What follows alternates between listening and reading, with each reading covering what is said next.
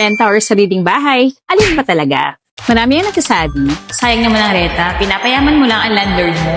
Pero sa totoo lang, hindi naman lagi lugi ang pagrerenta at hindi naman laging instant success pag may sarili ka ng bahay. Kung team renta ka, hawak mo ang oras at mobility mo. Bagay ito sa'yo kung ang trabaho mo ay nangangailangan ng palipat-lipat, like some VAs or project employees. Ang downside naman, monthly ang bayad, pero at the end of the day, hindi pupunta sa'yo ang property. Kung team sariling bahay naman, ito ang ultimate peace of mind. May freedom kang gawin ang gusto mo sa space at consider tong long-term investment. Pero tandaan, malaking commitment ang pagkuha ng bahay.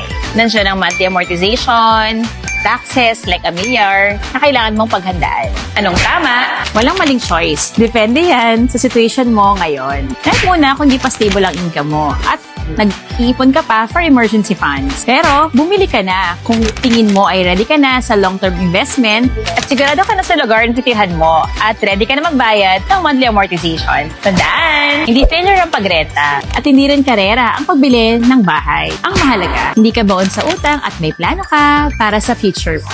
Ikaw, anong stage ka na sa housing journey mo? Comment down below, Team Renta for flexibility, Team Sariling Bahay for stability and good investment. Pero kung ready ka na magkaroon ng sariling bahay, nandito ako para gabayan ka. Let's find a place that fits your life, not just your wallet. And this is Broker Mel, your licensed real estate license broker, at tutulungan kita magkaroon ng sariling bahay from reservation hanggang makalipat ka.